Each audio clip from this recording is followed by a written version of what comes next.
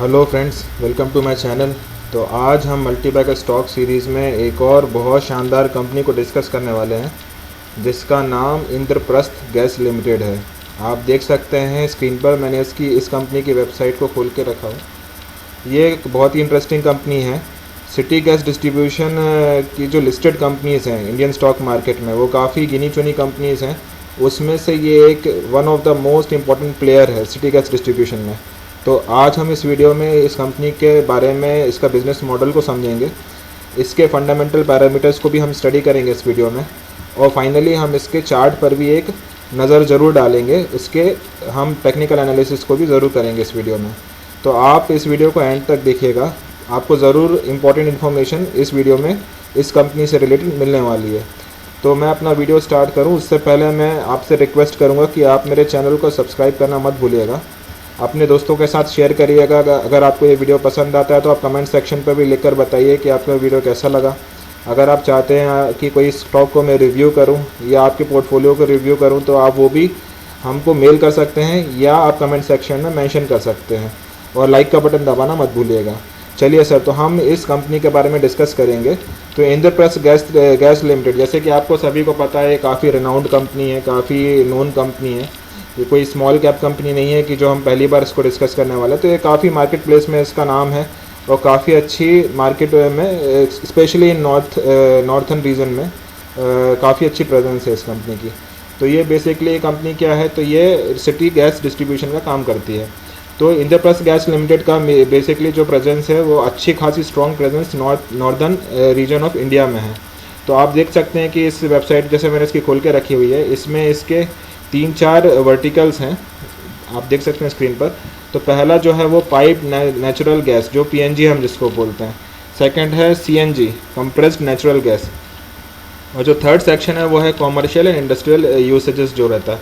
तो बेसिकली क्या है कि जो पाइप नेचुरल गैसेस हैं, तो वो क्या है कि जो भी रेजिडेंशियल एरिया होता है वहाँ पर आप पाइप्स के थ्रू, जो रेजिडेंशियल एरिया है वहाँ पर आप गैस की सप्लाई करते हैं, और जो भी जितना भी कंजम्पशन होता है गैस का, उस बेसिस पर उसका फिर बिलिंग होती है कस्टमर से। तो ये डायरेक्टली जो है आपका B2C टाइप का बिज़नेस बोल सकते हैं, जिसमें आप डायरेक्टली जो है जो बिज़नेस है वो आप कस्टमर से आप डील कर रहे हैं। वहीं पर CNG भी आपको पता ही है कि काफ़ी ईजी टू अंडरस्टैंड ये बिज़नेस है, कि जहाँ पर आपके बहुत सारे बसेस होती हैं या ऑटोमोबाइल आपकी कार्स होती हैं, तो वो सारे जो हैं CNGs पे चलती हैं। तो इनके एक CNG स्टेशंस हैं काफ़ी सारे, जो कि दिल्ली के आसपास के सारे रीजन्स में फैले हुए हैं। तो वहाँ से ये CNG को भी सप्लाई करते हैं। तो मैं इसके बिज़नेस मॉडल को और भी फर्दर डिस्कस करना चाहता था, इसलिए मैं हमेशा की तरह थोड़ा इसका एक प्रेजेंटेशन खोल कर रखा हुआ है, जो कि आप देख सकते हैं यहाँ पर। तो ये इंद्रप्रस्थ गैस लिमिटेड का ये रिसेंटली नवंबर 2020 का प्रेजेंटेशन है। तो आप यहाँ पे देख सकते हैं कि इसकी स्टार्टिंग कहाँ से हुई थी, बैकग्राउंड क्या है इस कंपनी का। तो जो IGL है, ये जॉइंट वेंचर है गेल का और BPCL का।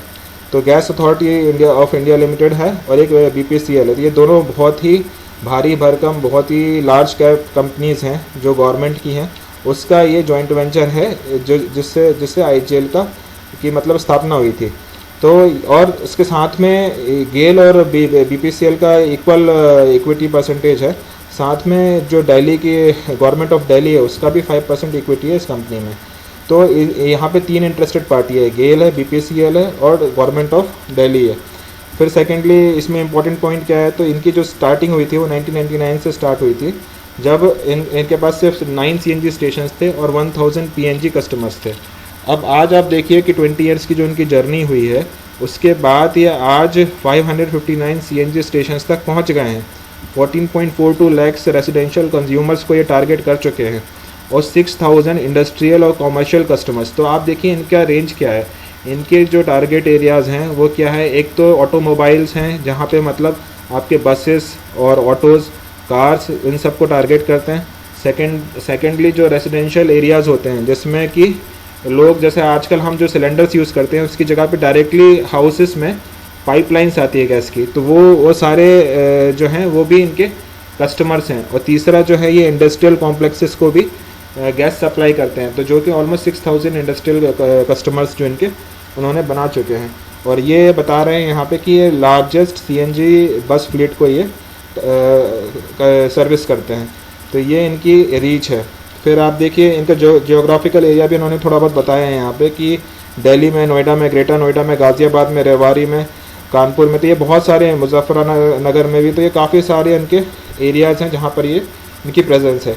चलिए अब इसके जल्दी हम इसके शेयर होल्डिंग पैटर्न को भी थोड़ा समझ लेते हैं। तो ये गेल का आप देखिए 22.5% है, BPCL का 22.5% है, गवर्नमेंट ऑफ दिल्ली का जो है वो 5% है। तो आप देखिए यहाँ पर ये ऑलमोस्ट 45% ये हो गया, उसके बाद 5% ये, तो 50% की जो होल्डिंग है वो गवर्नमेंट के पास है इन टोटल, डायरेक्टली इनडायरेक्टली। फिर फॉरेन इंस्टीट्यूशनल इन्वेस्टर्स देखिए, FIIs घुसे हुए शेयर में 21% की होल्डिंग रखते हैं ये। तो आप देखिए 71% तो यहीं पे हो गया। म्यूचुअल फंड्स जो हैं 7% रखते हैं, तो ये ऑलमोस्ट 80% टच हो रहा है। फिर इंश्योरेंस कंपनी 10% रखती है, खास करके LIC है इसमें, जिसकी काफ़ी अच्छी होल्डिंग है इस कंपनी में। तो ऑलमोस्ट आप देख सकते हैं कि जो टोटल शेयर होल्डिंग है या टोटल शेयर्स हैं इस कंपनी के, उसमें से ऑलमोस्ट 80% आप बोल सकते हैं कि जो काफ़ी स्ट्रॉन्ग हैंड्स में ये कंपनी है। मोर देन 80 कह सकते हैं आप, ऑलमोस्ट 85% जो है, तो काफ़ी स्ट्रॉन्ग हैंड्स में। सिर्फ पब्लिक के पास जो है वो 12% का होल्डिंग रखती है पब्लिक। तो जो फ्री फ्लोट आप कह सकते हैं, जो कि ईजिली अवेलेबल है शेयर्स, वो सिर्फ कंप्लीट शेयर होल्डिंग के 12% ही पब्लिक के पास में है। तो ये आप कह सकते हैं कि काफ़ी स्ट्रॉन्ग हैंड्स में ये कंपनी है। दूसरा आप देखिए यहाँ पे मैनेजमेंट, तो यहाँ पे मैनेजमेंट के बारे में बता रहे हैं कि कुछ इनके जो बोर्ड मेंबर्स हैं वो 2 गेल से आए हैं और 2 BPCL से आए हैं, तो जो कि स्टेबिलिटी प्रोवाइड करते हैं, ठीक है। उसके बाद कंपनी काफ़ी स्ट्रॉन्ग बेनिफिशियरी है, किसके कारण, क्योंकि उनके पेरेंट जो हैं गेल और BPCL हैं, इसीलिए उनको काफ़ी स्ट्रॉन्ग पेरेंटेज मिल रही है, तो वो भी करेक्ट है, उसमें कोई डाउट नहीं है। गवर्नमेंट ऑफ दिल्ली की भी इसमें माइनॉरिटी 5% जो होल्डिंग है, इसके कारण से उनको स्पीडी अप्रूवल्स मिल जाते हैं दिल्ली NCR रीजन में, तो ये यहाँ पर वो बता रहे हैं।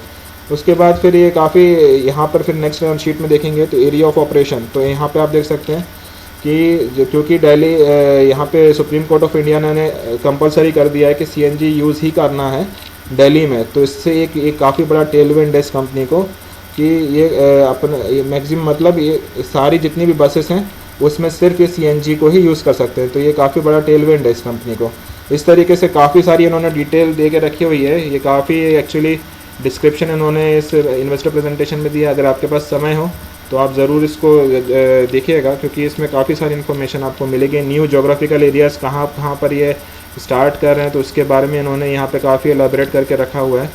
और फिर आप देखिए सेल्स वॉल्यूम मिक्स क्या है, तो CNG का ऑलमोस्ट 71% है, कॉमर्शियल इंडस्ट्रीज़ को जो सप्लाई करते हैं 14% है, और रेजिडेंशियल्स को जो करते हैं वो 8% है, और CGD जो कंप्रेस्ड गैस डिस्ट्रीब्यूशन जो करते हैं अदर कंपनीज़ को, तो वो 7% है।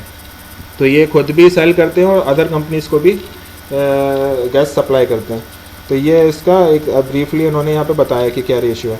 उसके बाद ये सेल्स वॉल्यूम, इस पे हम बाद में डिस्कस करेंगे, वॉल्यूम ट्रेंड्स भी हम बाद में डिस्कस करेंगे। फिर जो इनकी सोर्सिंग है, गैस सोर्सिंग कहाँ से है, तो बेसिकली हमको पता ही है कि जब ये दो कंपनियों की सब्सिडरी है, तो बेसिकली इनका जो गैस आती है वो यहाँ से आती है, BPCL से आती है, IOCL से आती है, शेल से आती है, पेट्रोनेट से, यहाँ से भी शॉर्ट टर्म गैस बाइंग करते हैं, और बाकी गवर्नमेंट के लिए। तो नेक्स्ट करंट गैस मिक्स, तो यहाँ पे उन्होंने बताया RLNG 16% है, APM 36%, नॉन APM 48% है। फिर यहाँ पे देखिए ये इंपॉर्टेंट है, CNG स्टेशन नेटवर्क, तो आप अगर देखेंगे तो IGL के जो है वो 136 हैं, और यहाँ पर DTC और UPSRTC ये 84, OMC के 251 है, और DO जो है वो 16 है, टोटल जो है 487 है। इस तरीके से डॉटर बूस्टर्स जो है वो 70 है, डॉटर 2 हैं, टोटल जो है स्टेशंस जो हैं इनके 559 है। तो ये इनके इस तरीके से CNG नेटवर्क स्टेशंस हैं। उसके बाद ये व्हीकल्स यहाँ पे बताया उन्होंने कितने व्हीकल्स को इस टारगेट करते हैं, वो सब हमको इतना रेलेवेंट नहीं है। फिर यहाँ पे इम्पोर्टेंट सब जो मोस्ट इम्पॉर्टेंट चीज़ें हैं वो यहाँ पर है, acquisition of equity of other CGDs। तो यहाँ पे IGL ने क्या किया, has acquired 50% equity shares of central UP gas limited for ₹68 crore. तो ये जो सेंट्रल UP गैस लिमिटेड है, ये कानपुर और बरेली, उन्नाव और झांसी, यहाँ पे इनकी प्रेजेंस थी। तो अब IGL को इन एरियाज़ में भी टारगेट करने की फैसिलिटी मिल चुकी है, क्योंकि इन्होंने 50% जो इक्विटी है वो इसकी एक्वायर कर लिया सेंट्रल यूपी गैस लिमिटेड की। तो ये एक नए एवेन्यूज़ खुल गए हैं इस कंपनी के लिए कि वो कानपुर, बरेली, उन्नाव, झांसी को भी आप टारगेट कर सकते हैं उत्तर प्रदेश में। दूसरा पॉइंट है ये यहाँ पर IGL has acquired 50% equity share capital of Maharashtra Natural Gas limited. ये बहुत दोनों सिग्निफिकेंट डेवलपमेंट है कि MNGL को भी उन्होंने 50% इक्विटी एक्वायर करी है, जो कि 38 रुपीज़ पर इक्विटी शेयर्स पर उन्होंने ये जो ट्रांजेक्शन किया वो 190 करोड़ का किया है। MNGL क्या करती है, तो is engaged in CGD city gas distribution, basically CGD जो है in the city of Pune and near by areas. तो आप देखिए जो यहाँ पे महानगर गैस है जो कि मुंबई में प्रेजेंट है, बट पुणे का एरिया जो बहुत इंपॉर्टेंट एरिया, स्ट्रेटेजिक एरिया है, तो वहाँ पर अब देखिए आप IGL अपनी प्रेजेंस को बनाना स्टार्ट कर रहा है। और वो किस तरीके से स्टार्ट कर रहा है, by acquiring 50% equity shares in Maharashtra Natural Gas Limited. तो ये आप देखिए कि अब जो फ्यूचर एरिया टारगेट जो करने वाले हैं वो पुणे जैसी इंपॉर्टेंट लोकेशंस को भी IGL टारगेट करेगा। तो ये बहुत इंपॉर्टेंट डेवलपमेंट है जिसको हम इग्नोर नहीं कर सकते। चलिए, तो ये हमने काफ़ी सारी इसके बिज़नेस मॉडल को भी समझ लिया। काफ़ी सिंपल बिज़नेस मॉडल है, ज़्यादा कुछ इसमें कॉम्प्लिकेशन है नहीं। हमको काफ़ी इसकी प्रेजेंस पता है, एकदम सिंपल बिज़नेस मॉडल है और काफ़ी इसमें स्ट्रॉन्ग कैश फ्लोज रहते हैं। तो ये इसको भी हम फर्दर डिस्कस करेंगे। तो ये काफ़ी इंटरेस्टिंग कंपनी है। चलिए अब हम इसके फंडामेंटल पैरामीटर्स को भी स्टडी करते हैं। तो आप देख सकते हैं कि यहाँ पर मार्केट कैपिटल जो इस कंपनी का वो 38,000 करोड़ का है। तो ये आपका लार्ज कैप कंपनी आप इसको सेफली बोल सकते हैं। जो PE है वो 37.8 का है, जो कि रीजनेबली ओके है, थोड़ा हायर साइड पर है, बट क्योंकि आपकी अर्निंग्स जो पिछले 2 क्वार्टर्स की थी वो बहुत डिप्रेस्ड थी, क्योंकि ये जो सिटी गैस डिस्ट्रीब्यूशन है वो डायरेक्टली इम्पैक्ट हुआ है लॉकडाउन से, क्योंकि लॉकडाउन के समय में जो व्हीकल्स थे उनका ट्रांसपोर्टेशन बिल्कुल भी नहीं हुआ। तो उसके कारण से जो रीजेंट उनकी अर्निंग है 2 क्वार्टर की वो सीवियरली इम्पैक्ट हुई है।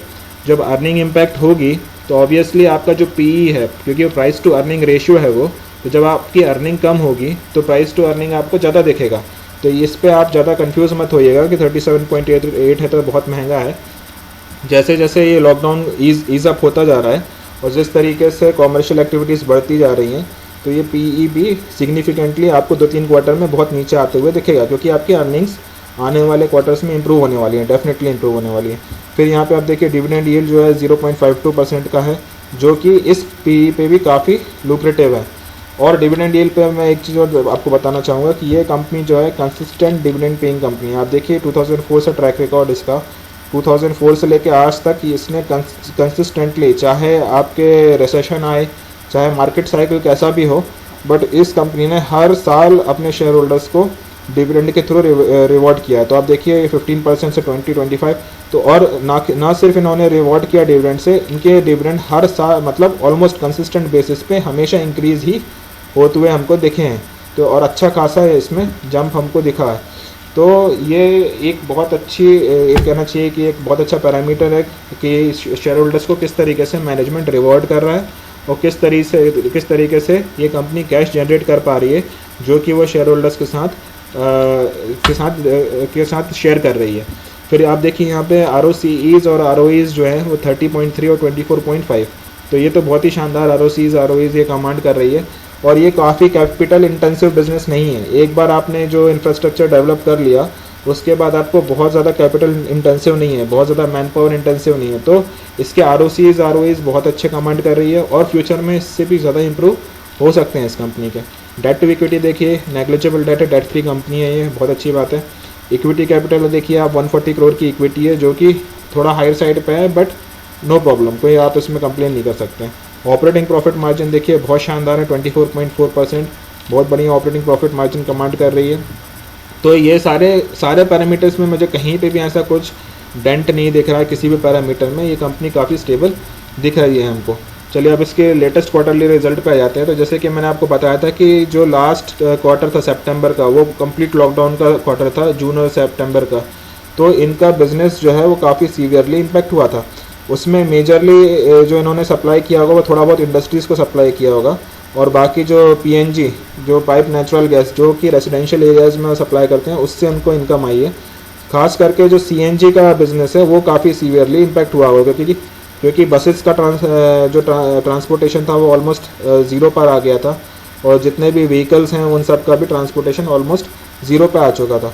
तो ये आप देख सकते हैं कि जो लास्ट ईयर का सितंबर क्वार्टर था उसमें 1692 करोड़ की इनकी सेल्स थी, जो कि घटकर 1305 तक रह गई है। तो आप इतना स्ट्रिक्ट लॉकडाउन के बाद भी आप ये बोल सकते हैं कि ये डिसेंट परफॉर्मेंस है इस कंपनी का। वहीं पे नेट प्रॉफिट आप देखिए 416 करोड़ से घटकर ये 380 करोड़ पे आ गया था। वहीं जून क्वार्टर में देखिए आपकी 1500 करोड़ से सीधा 639 करोड़ पे आया था, और नेट प्रॉफिट आप देखिए 245 करोड़ से 35 करोड़ पर आया था। तो यहाँ से अगर आप जून क्वार्टर से सितंबर क्वार्टर को कंपेयर करेंगे तो काफ़ी सिग्निफिकेंट रिकवरी हमको दिख रही है। तो ये अब आप फर्दर जो दिसंबर का क्वार्टर में जो रिजल्ट आएगा उसमें आप फर्दर काफ़ी एक्सेलरेटेड इम्प्रूवमेंट आपकी इसके टॉप लाइन और बॉटम लाइन में आपको ज़रूर देखने मिलेगी। ये मेरी काफ़ी एक्सपेक्टेशन है। तो ये मुझे लगता है कि ज़रूर। और देखिए आप यहाँ पर कि लॉकडाउन अभी जो रिसेंट सितंबर क्वार्टर था उसमें आप देखिए ऑपरेटिंग प्रॉफिट मार्जिन जो है वो कभी भी 30% टच नहीं किया, जो कि आज इन्होंने 31% तक पहुंचा दिए हैं। तो इन्होंने काफ़ी कॉस्ट को कंट्रोल किया है इस लॉकडाउन के पीरियड में। तो इनके पास कुछ ना कुछ इन्होंने ऐसे मेजर्स निकाले हैं जिससे कि अपने ऑपरेशनल जो कॉस्ट हैं उसको वो कंट्रोल कर सकें और मार्जिन्स को इम्प्रूव कर सकें। चलिए अभी आप इसके ईयरली रिजल्ट्स पे भी हम नज़र डालेंगे। तो आप देखिए कि 2015 से हमारे पास डेटा अवेलेबल है। तो 2015 में 3600 करोड़ से जो स्टार्ट हुआ था वो आज ऑलमोस्ट 6500 करोड़ पे पहुंच चुके हैं। तो आप देख रहे हैं कि यहाँ पे ऑलमोस्ट ये आपके 4 से 5 साल में इन्होंने अपनी सेल्स को डबल कर दिया। वहीं पे आप नेट प्रॉफिट को देखिए तो ऑलमोस्ट इन्होंने 3 गुना अपने नेट प्रॉफिट को मल्टीप्लाई कर दिया है सिर्फ 5 साल के पीरियड में। तो इस तरीके से अगर अगर नेट प्रॉफिट कोई मल्टीप्लाई करेंगे 5 साल में 3 गुना, तो आप सोच सकते हैं कि इसका शेयर प्राइस भी कम से कम 5 साल में 3 गुना तो होना ही वाला है फ्यूचर में भी। तो आपने देखा कि मतलब इसके बिज़नेस में भी कोई डेंट नहीं दिखा हमको। पैरामीटर अभी तक हमको इसके सारे फंडामेंटल पैरामीटर्स में भी कुछ भी वीकनेस नहीं दिख रही है। फिर यहाँ पे शेयर कैपिटल पे आप आ जाइए तो 140 करोड़ देखिए कांस्टेंट मेंटेन है। रिजर्व्स इंक्रीज़ हो रहे हैं। बोरोइंग्स आप देखिए उन्होंने ऑलमोस्ट हर समय डेट फ्री कंपनी मेंटेन करने की कोशिश की है, जो कि आज भी हमको दिख रही है। तो ये बहुत अच्छी चीज़ है कि मैनेजमेंट काफ़ी इसमें कॉन्शियस है कि हमको डेट इंक्रीज़ नहीं करना है इस कंपनी में। फिर देखिए कैश, तो ये इस सबसे अच्छा इस बिज़नेस का सबसे स्ट्रॉन्ग पॉइंट आप ये बोल सकते हैं कि आपका कैश फ्लो बहुत स्ट्रॉन्ग होता है, क्योंकि आप इसमें कभी भी आपका जो कैश है वो कभी भी रुकता नहीं है। आपने अपना प्रोडक्ट को दिया और इमीडिएटली आपके पास कैश वापस आ जाता है। तो इसीलिए आप देखिए बहुत स्ट्रॉन्ग कैश फ्लोज़ हैं, पॉजिटिव कैश फ्लोज़ हैं, और जो कि फ्यूचर में भी मेंटेन होने वाले हैं। वहीं पे ROCs देखिए आप, तो ROCs जो हैं वो फर्दर कंटिन्यूसली इंप्रूव हो रहे हैं। 29 से आज 30%, तो बहुत अच्छे ROCs मेंटेन हो रहे हैं। डेटर डेज देखिए तो आप कुछ भी नहीं है, 10 डेज़ है, क्योंकि आप जैसे मैंने आपको बताया कि इमीडिएटली पेमेंट हो जाता है। फिर यहाँ पर आप देखिए शेयर होल्डिंग ऑफ प्रमोटर्स। तो प्रमोटर्स जैसे कि हमने बात की कि BPCL और जो गेल है उन दोनों का मिला के 45% हो जाता है यहाँ पर। फिर FIIs का आप देख रहे हैं कि 21% है।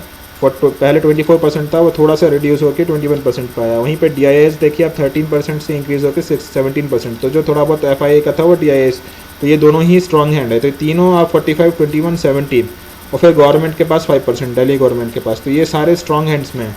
तो सिर्फ जो पब्लिक के पास है वो 11.5% पहले था, आज 11.3% है। तो मतलब पब्लिक के पास सिर्फ 11% की इक्विटी है जो कि एक्सचेंज होती है। नॉर्मली जो स्टॉक मार्केट में इक्विटी एक्सचेंज होती है वो पब्लिक की ही होती है। Normally promoters, FIIs, DIIs, government जो हैं रेयरली कभी अपने शेयर्स का ट्रांजैक्शन करते हैं। तो ये जो कंपनी है बहुत स्ट्रॉन्ग हैंड्स में ये कंपनी है, ये आपको हमेशा इसमें ध्यान रखने की ज़रूरत है।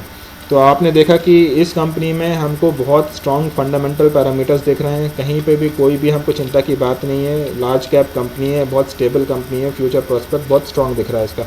चलिए अब हम जल्दी से, काफ़ी लंबा वीडियो हो गया, मैंने ध्यान नहीं दिया समय पर, तो अब हम इसके टेक्निकल चार्ट्स को भी जल्दी से स्टडी कर लेते हैं। तो देखिए जैसे कि मैंने यहाँ पर स्क्रीन पर आप देख सकते हैं कि मैंने इसका मंथली चार्ट खोल के रखा हुआ है। सारे मैंने मूविंग एवरेजेस जो हैं एक्सपोनेंशियल यहाँ पे चेक करके रखे हुए हैं, 10 डेज़ का, 20 डेज़ का, 50, 100 एंड 200 डेज़ का। वहीं पे एक RSI इंडिकेटर भी मैंने यहाँ पर सिलेक्ट करके रखा हुआ है। ये मैंने कंप्लीट डेटा लेके रखा हुआ है इस कंपनी का। तो आप मंथली चार्ट में क्लियरली देख सकते हैं कि इस ट्रेंड में, इस चार्ट में कहीं पर भी आपको वीकनेस नहीं दिख रही है। आप देख सकते हैं कि मल्टी ईयर बुल ट्रेंड में है और आने वाले जिस तरीके से इसका बिजनेस मॉडल है, इसमें हमको कहीं पर भी कोई शक नहीं है कि ये फ्यूचर में भी एक मेगा वेल्थ क्रिएटर बनेगा। आप देखिए यहाँ पे एक रिसेंटली एक पिछले साल एक साल में 2020 के बीच में इसने काफ़ी अच्छा कंसोलिडेशन किया, जो कि 20 डेज़ के एक्सपोनेंशियल मूविंग एवरेज पे सपोर्ट लेकर ये काफ़ी समय तक कंसोलिडेट किया है। बट रिसेंटली आप आज के इसी मंथ में आप बोल सकते हैं कि एक अच्छा खासा ब्रेकआउट आपको इन लेवल्स के ऊपर देखने मिल रहा है। तो ये एक रीसेंट डेवलपमेंट है जिस पर हमको ध्यान देना चाहिए कि ये जो रीसेंट ब्रेकआउट हुआ है इसको आपको बहुत ध्यान देना चाहिए। यहाँ पर एक हमने देखा कि काफ़ी सिग्निफिकेंट मार्केट करेक्शन हुआ था, उसके बाद भी अगर आप इस कंपनी को देखेंगे तो जहाँ पर मार्केट ऑलमोस्ट 40% 50% डिप कर गया, ये कंपनी जो है तो ज़्यादा आपको मेजर करेक्शन यहाँ पे देखने नहीं मिला और इसने अपने 20 डेज़ के एक्सपोनेंशियल मूविंग एवरेज पे सपोर्ट ले लिया। और वहाँ से आप देखिए कि जो एक लार्ज बार दिख रहा है आपको, ये आपको दिखा रहा है कि स्ट्रेंथ। तो ये मंथली चार्ट है, आप ये ध्यान दीजिएगा। बट रिकवरी आप देखिए तो बहुत शानदार रिकवरी है, जो कि 12 महीने में जितना उसको करेक्शन करने में टाइम लगा, वो आप कहना चाहिए कि एक ही महीने में इसने आधे से ज़्यादा उस करेक्शन को ख़त्म कर दिया। तो ये स्ट्रेंथ दिखाता है। हमेशा आप ये चीज़ ध्यान रखिएगा कि जितना समय करेक्शन में लगता है और कितना रिकवरी में लगता है, वो आपको स्ट्रेंथ दिखाता है चार्ट में। तो यहाँ पे 12 महीने उसको करेक्शन में लगे, जो कि 550 का शेयर ऑलमोस्ट 400 रुपये पे आया, बट एक ही महीने में उसने वापस 500 रुपये के लेवल को टच कर लिया। चलिए अब हम जल्दी से इसका एक बार वीकली चार्ट को भी स्टडी करेंगे यहाँ पर। तो आप वीकली चार्ट मैंने ये खोल दिया है, 8 साल का मैंने डेटा लिया हुआ है और ये वीकली चार्ट है। आप देखिए यहाँ पर कि ये भी यहाँ पर भी आपको इस चार्ट में कहीं पर भी आपको वीकनेस यहाँ पर नहीं दिखती है। फिर आप यहाँ पे इम्पोर्टेंट चीज़ क्या है, तो आप यहाँ पर देख सकते हैं कि ये लेवल देखिए आप, ये और यहाँ से ये रीसेंट आपका जो है ये इसको हम बोलते हैं सिमेट्रिकल ट्रायंगल पैटर्न। तो ये देखिए यहाँ पर सिमेट्रिकल ट्रायंगल पैटर्न क्या है, क्योंकि एक यहाँ से आपका करेक्शन हुआ, फिर इसने इसका यहाँ पर रेजिस्टेंस फेस किया, फिर वापस यहाँ पर सपोर्ट लिया और यहाँ पे अच्छा खासा ब्रेकआउट यहाँ पे दिया और फर्दर अब ये ऊपर के लेवल आपको दिखा रहा है। यहाँ पे देखिए आपने अब जो रीसेंट जो आपका प्रीवियस ऑल टाइम हाई था उसको भी ये क्रॉस करके अब इस वीक की क्लोजिंग मुझे लगता है कि इसके ऊपर ही आपको मिलने वाली है। और प्रीवियसली आप देख सकते हैं कि यहाँ पर भी इसने काफ़ी अच्छा राउंडिंग बॉटम बनाया था, उसके बाद थोड़ा सा करेक्शन मिला आपको। बट अब ये जो डेवलपमेंट है काफ़ी सिग्निफिकेंट डेवलपमेंट है, क्योंकि इसने डिसाइसिवली इस बैरियर को इसको क्रॉस किया है और प्रीवियस हाई को भी क्लोज करते हुए न्यू ऑल टाइम हाई इस स्टॉक ने इसी हफ्ते बनाया है। वहीं पर आप देखिए अब डेली चार्ट्स पर भी हम आ जाते हैं। तो अगर मैं डेली चार्ट्स ओपन करूं, आप ध्यान दीजिए इस पर भी, ये है इसका डेली चार्ट्स। देखिए सर, तो इसमें आपको पिक्चर और भी ज़्यादा क्लियर होगी। ये देखिए आप यहाँ से अगर मैं एक ट्रेंड लाइन ड्रॉ करूँ और यहाँ से आपको दिखाऊँ, ये देखिए तो ये असेंडिंग ट्रायंगल पैटर्न है। ये देखिए यहाँ पर ये करेक्शन हुआ, फिर इसने ऊपर यहाँ पर रेजिस्टेंस फेस किया, फिर यहाँ पर सपोर्ट लिया, फिर यहाँ से रेजिस्टेंस फेस किया। अब आप देखिए इसमें इंपॉर्टेंट क्या है, इसमें देखिए यहाँ पर जो डिसाइसिवली इसने ब्रेकआउट लिया है इस लेवल को तोड़ने के लिए, ये वॉल्यूम एडिशन देखिए अब, शानदार वॉल्यूम एडिशन हुआ यहाँ पर। इसने पूरी एनर्जी लगाई और इस बैरियर को इसने डिसाइसिवली ब्रेक किया। एक बार ब्रेक किया उसके बाद अब देखिए आप 10 डेज़ की मूविंग एवरेज को सपोर्ट लेते हुए ये अप ट्रेंड करना स्टार्ट कर दिया स्टॉक। और यहाँ पर आप देखिए कि जो प्रीवियस हाई था उसको भी इसने डिसाइसिवली क्रॉस करके ये अब ऊपर क्लोज करने में आज सक्सेसफुल रहा है। ये आज की क्लोजिंग हो चुकी है, तो इसने प्रीवियस हाई की मतलब प्रीवियस ऑल टाइम हाई के भी ऊपर क्लोज करने में ये स्टॉक सक्सेसफुल रहा है। तो आप ये देख सकते हैं कि ये क्लियरली काफ़ी स्ट्रॉन्ग मोमेंटम में है। अब आप बोलेंगे कि इसका जनरली प्राइस टारगेट क्या होता है, तो असेंडिंग ट्रायंगल पैटर्न में आप देख सकते हैं यहाँ पर जो यहाँ से स्टार्ट हुई थी, ये एक पहला इसने यहाँ पर सपोर्ट लिया, फिर ये करेक्शन ये वापस ऊपर गया, फिर यहाँ से वापस नीचे आया। तो ये पैटर्न था, ठीक है सर, ये आपका पूरा पैटर्न हो गया। अब नॉर्मली अगर आप बोलेंगे कि मुझे शॉर्ट टर्म के लिए ही रखना है ये स्टॉक और इसका आप मुझे टारगेट बताइए, तो नॉर्मली क्या होता है कि इस पैटर्न में आपका जो टारगेट होता है वो क्या होता है, वो ये होता है जहाँ आपका जो हाइट है इस ट्रायंगल की, जहाँ से स्टार्टिंग हुई है, तो आप देख सकते हैं यहाँ पर कि ये ऑलमोस्ट किस लेवल पहुँचा था, 300 के लेवल पे, और ऊपर का जो लेवल है वो ऑलमोस्ट 500 का लेवल है।